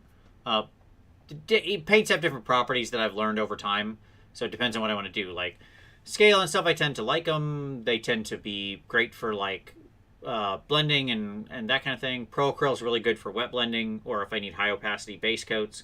Chimera is really intense when I want to play with colors and do lots of my own mixes. I mean, it's kind of just whatever I feel like at that moment in time. It's not like there's actually one super duper great way. Hi Vince, I'm trying to upgrade my airbrush skills. Tried your fast Caucasian skin tone tutorial. Good. Any tips or exercises how to master the airbrush targeting and trigger work? Keep working with it. I mean, just keep practicing. It's one of those things that, like brush control, there's no specific exercise. It's just something that comes over time.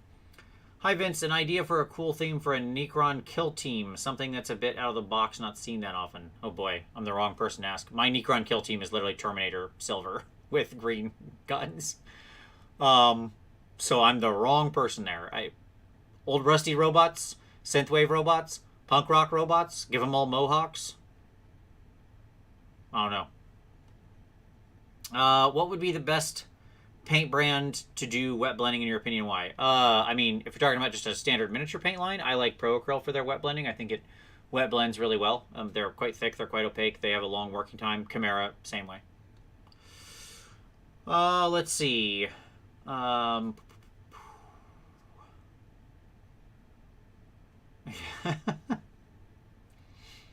Let's see. Just talking about my existential rant. Oh, yeah, you tried to include a link. Yeah, you can't include a link, Hat Rack. But if you want to, Hat Rack, just hit me up on social media or something, and I can try and answer your question. Adam Bow, what do you think about Reaper Bones paint lines? Reapers are fine. I've never particularly liked them. I think they're okay, but they're just not for me. But a lot of people use them. I mean, again, Kirill uses a ton of Reaper paint in his work. Elizabeth Bradford uses a ton of Reaper paint. They just don't tend to work for me too much. Like Debbie said, I do have some colors I really like.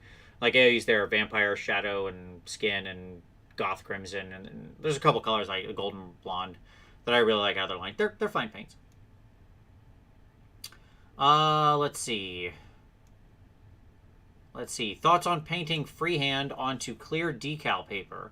I find touch-ups of mistakes after an airbrushed base time-consuming and difficult. Yeah, I mean it can be tough. I've never tried that thing. I have no idea if it would work. It's a cool idea. I give it a shot, see how it works. Let's see. SW, thanks for the clarification on the airbrush lube question. I thought as a follower of Slanesh you might be into it. Nice. Good. Yeah, nope. No lube. Not for the airbrush. Let's see. Crazy Horse question. How would you paint fly wings? Yes, thank you. Thank you, Anthony. I love you too. I wouldn't. Or as thin, transparent white things. Isaac's Miniatures question. Do you think there are differences in approach to painting? Do you think there are differences in approach to painting and content creation based on having a day job versus being an aspiring full-time painter? Seems like you are less clickbaity than others. Oh, well, thank you. I mean, I don't blame them for being clickbaity. They have to, because that's all that most people watch. If they're trying to make a living off of it, they have to be clickbaity. I'm never going to be mad at somebody for making a funny thumbnail or having a clickbaity title. They're trying to feed their family. They would like to pay their rent and not starve. This is not a game you get into because you're trying to make the big bucks. Like, yes, there are some YouTube channels where people become millionaires. Those people are not in the miniature painting world, right? Like, this is a small audience we're speaking to. You got to do what you got to do. I would love it if more people watch my stuff, but I'm just like, it's not what I'm about. So I'm here to teach. That's what I want to do. I want to teach everybody. I want to share what I know. I want to talk to all of you. But like, to get a lot of views, you've got to be in infotainment, and you've got to be snappy and make good cuts and stuff like that, because that's what people will watch. Clearly not you people. You all are all higher class people. I can see that, and I like that about all of you. You're all clearly a cut above, and I thank you for it. But yeah, I mean, I'm never gonna. I don't hate on somebody for trying to pay their rent. Like that's it. So, but there's definitely a difference between being a painter and sort of a content creator. Content creation, if you want to be really successful at it, will chew up your life. It will chew up your entire life, and so that's why I make content the way I do, because I'm much more instructional about it. I'm not gonna put 30 hours into just sort of into the things you need to do to get that ultra high quality, because in the end I don't have the time. Like, I have a full-time job where I work probably 50 hours a week easily, and I also have a wife that I'd like to see and spend time with. So like, I've got to put sort of limitations on on what I can do for my own mental health, but I still want to teach, and if I can share stuff and people will watch it, then that makes me very happy. Okay.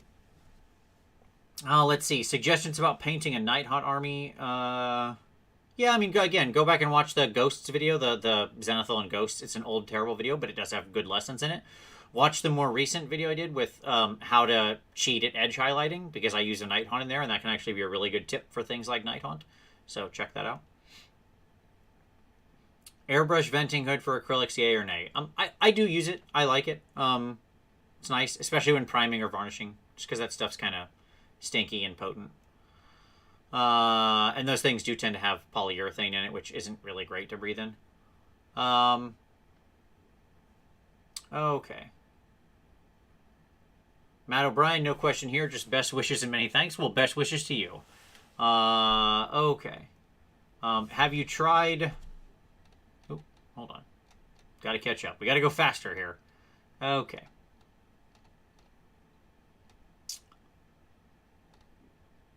There we go. Okay, let's see.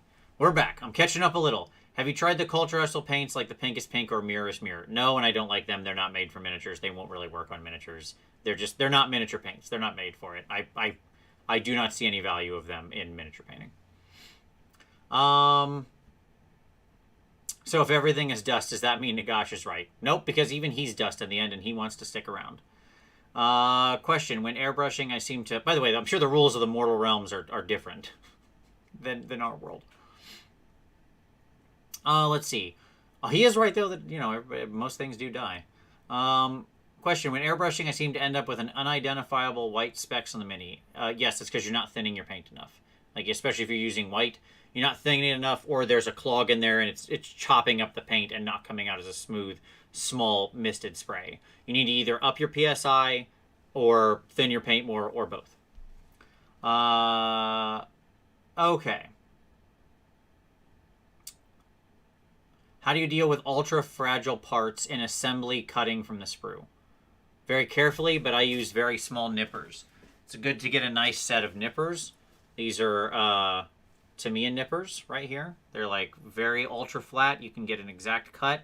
They're very gentle. A good set of nippers will do you well. Do you all... Oh, I did answer that one already. Legionnaires, hey Vince, do you have a recommendation on matte varnish, ultra matte varnish, AK Interactive, or Ammo by MIG? Both make one. Thanks for the videos. How would you base a board game like Blackstone Fortress? I make something that looks relatively like that, those tiles. Just kind of make your own version of those tiles. It doesn't need to look exact, just close. So, and you could use existing bases depending on what you've got. Like you could use one of those base kits in a box, or like find a secret weapon resin based thing that makes sense, or whatever. But yeah, I would make it look kind of like the board game. Doesn't need to look exact, just kind of like. Kaoma, happy holidays. Happy holidays to you. Bill Wilson, is that deionized water in the airbrush to prevent limescale buildup? No. No. Just water. Just water, literally out of the tap. Like I said, with a couple drops of isopropyl alcohol, I've never had limescale or that issue. I've been leaving water in my airbrush for 5 years. So. But that could be... I might have very filtered water here. I don't know. So, like, your area may be different. Okay. Reaper just announced in-house manufacturing of a thermoplastic injection molded line of Bones Minis. That's cool. I did not see that. I'll check it out. Scale 75 is a great alchemy product that mixes with Vallejo metal color to make a good rose gold. That's cool. Nice. I'll have to check that out. Bob, do you have to use Tamiya extra thin cement for sprue goo, or can you use the normal Tamiya plastic cement? My local hobby store is out of the extra thin. You want to use the extra thin. You do not want to use the regular plastic cement. Zach Damke, hey Vince, curious what color you would do an overplayed OSL on Necron other than green. I mean, it'd be pink. It's absolutely pink. Of course it's pink, 100%. And I would use like the Scale 75 FX fluorescent pink and the War Colors fluorescent pink, both of which are my go-to pinks, along with just like a regular magenta to trim it back, all over white. Hey, Trammer, what's up, buddy? I miss you too, sir. Just lurking a bit. Trammer, I hope you're doing well. I follow all your posts on Facebook. Crazy car guy. I hope you're doing well. Let's see. John Ashley Smith. Good afternoon, Vince. Chat. Hope you had a good Christmas. I did. Mark says fail early, fail often. I agree completely. Francisco, I want to start a Slaanesh army after seeing the new stuff. Should I wait before getting stuff for the army, or is there some core stuff that I should get while I wait for those new models? My honest answer is you could start with a couple things like there's certain things that are just going to be perma part of the army, like the Keeper of Secrets or the Contorted Epitome. Like, I cannot imagine those changing to be bad or not worth it. Those are two very important things. Celeste is already a very mortal-focused model. Like, she has a lot of bonuses for mortals, so I have to imagine she'll be a big part of the new force. You could pick up the new Lord of Pain. You could pick, like, that's kind of evergreen stuff. A chariot or two is not going to do you bad. I have to imagine those will always be useful. They're great for summoning. I imagine that somewhere they'll still stay good for summoning. So, yeah. How many Keeper of Secrets do I need? 6. The answer is always 6.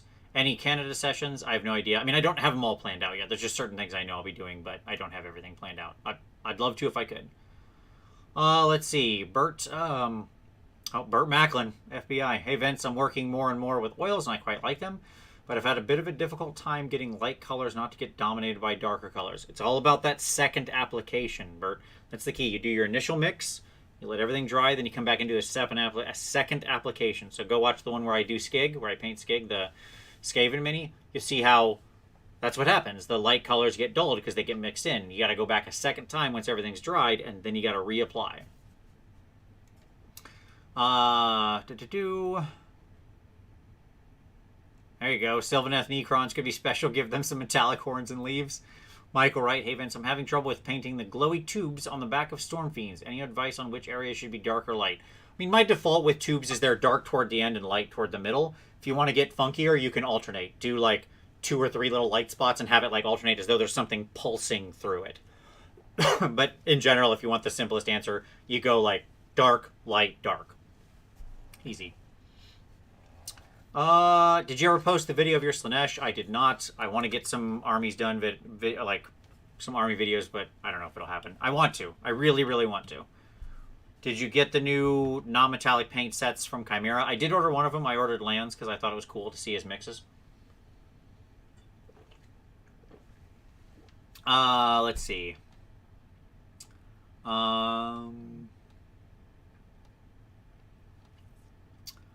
Hey Vince, what was your favorite model to make paint this year? Oh God, in heaven. Everything I converted for my... this is a year of conversions. Like all my cities armies and my giant armies were both super heavily converted, and I had tremendous fun with all of them. So yeah, I don't know that I could single one out. But if I did, maybe the giant ironclad that I built almost from scratch. That was real fun. Okay. I didn't try contrast paint. I feel like I'm missing something. It's fine. It's just useful for various purposes. They're like ink, so you can use them in a lot of the same ways as inks. There's nothing essential about it, but it's fine. Let's see. Mark, I'm thinking about putting Scale Color Artist in dropper bottles. What thinner flow improver would you suggest? Standard Liquitex flow improver would probably be the right stuff. Okay. Question: after priming and painting, is there a way to stop scraping or damage priming? I never don't touch the mini until everything's sealed. I mentioned earlier, after you prime, varnish it. Like, there's no reason. People are afraid of varnishing before it's done. I varnish minis like 10 times in the middle of painting them. I varnish over and over and over again. Like, after you apply your primer, let it dry and then varnish it. That's the easiest way. But I mean, always, like, I do not touch the minis while I'm painting them. They're always on some kind of handle. Notice my ultra high-tech expensive handle I've got here of an old paint cup and then some goop and then a old square base and an old cork. As you can tell, Scott made fun of me extensively for my super sweet paint handle, and I think he's wrong. Okay. Let's see. Okay. Oh, well, thank you, Isaacs. I appreciate that the signal to noise ratio is the highest. I really do appreciate that. Yeah, I'm not disparaging any of them. I get it, but I thank you. Like I said, my goal is just to teach. That's what I'm here for. I try to be funny. I hope the jokes land sometimes. I think I'm funny, but, you know, my wife would disagree. Vince, what do you think of army painter paints? Other than the metallics, I mean, they're fine. I don't particularly like them. I think they're okay. But I think they're perfectly okay. Like, they're good paints. You could do worse. They're not my favorite. I think they're like a 6 out of 10. How about that? Maliki, hey Vince, starting a World Eaters army in 40k. Enjoy good conversions. I've watched a number of videos, which have been great. Any suggestions on what would do to the Karn the Betrayer model? Oh gosh, man, I don't really know. Yeah, that's outside of my area of expertise. I know Karn is like I know his existing model, but you could always maybe pull some parts from the Wrathmongers or Skull Reapers, that kind of thing. That might be fun. Thinking of painting my Slaves to Darkness army on bases that represent an invasion of Aesir. What would you use for basing? Probably one of the, like, I would get a basing set that looks like really nice, beautiful, like, cobblestones or cityscape or something like that. I've seen some YouTubers say you don't need an expensive airbrush. Do you find a big difference between cheaper and expensive airbrushes? You don't need an expensive airbrush, but I would recommend something like the Iwata HPCS. It's not very expensive. It's a pretty mid-range airbrush. You need to hit a certain level of quality to where the parts are machined well, and that's that level of quality. But you don't need to spend $400 or something like that. That brush is like $140, $150 probably in the US. perfectly reasonable investment. It's been my workhorse brush for 5 years. There are a few things in my life I've invested in that have paid more. My glazes often come out chalky. How can I avoid this? It's because the paint is breaking down. You're stretching a paint that you've stretched the paint too thin. There's not enough pigment, and so either one, use a higher pigmented paint, i.e. Chimera, Pro Acryl, high pigment paints. Two, thin it with thinner medium or glazed medium or some kind of medium that will then keep it from breaking up. Both of those things is how you need to work with that. Acetone or mech work great for making sprue goo. Yeah, I've heard that. I've never tried the acetone, but it seems scary to me. That seems like way more toxic than I want to get into. But hey, if it works, it works. Lucy the Dino Girl. Vince, my blades of corn are resistant to airbrush mostly. What armies do you think don't lend themselves to airbrush? Overly detailed, brocaded, insane models, basically, are going to be tough. That is my answer. Yes. Okay. I'm watching my food slowly get here. Armand, I just want to say I love all the work you produce. The highest quality. Oh, absolutely. Well, thank you. I try to be. Okay. I try to be helpful, so I'm glad to hear it. Frederick, thank you very much for watching. I appreciate it. I have not ever tried Weldon 3 instead of Tamiya Super Thin. Let's see. Another reason to varnish mid-paint job is you can use, yep, okay, to get off the top layers. Good, good. All right, I think I got everything. Oh, hold on. Did I miss anything? No, I think... The old Hedonites book was pretty much all demons. Will the new book be a mix of demons and mortals? Yes, it'll be everything all wrapped into one. Okay, there you go. We got to the end. We did it. All right, so there's all the questions. If you have more questions or if I missed something, of course you can drop it down in the comments. Thank you very much, everybody, for watching. It was great to see all of you here today. I'm having some Chinese food for dinner. That was a question asked, just some Chinese food. And if you've got any others, drop them down below. Always happy to help. As always, I'll answer every comment here, just as I always do. And in all seriousness, just to take a quick moment here, I do want to say thank you to everybody. Thank you all so much for being here today, for being with me through all of 2020. This is a year of great growth for the channel. I want to keep growing, so share the videos. Recommending them to people is really the nicest thing you can do. I really do appreciate that more than anything else in the world. We're going to keep going upwards and onwards for 2021. This wasn't a fun year for anybody, but part of what made it bearable was having this community, was having all of you, was being able to share all of this hobby and all of everything we do together. And so I do hope we get to continue doing that next year. So I'll see you all in 2021. Bye, everybody. Bye.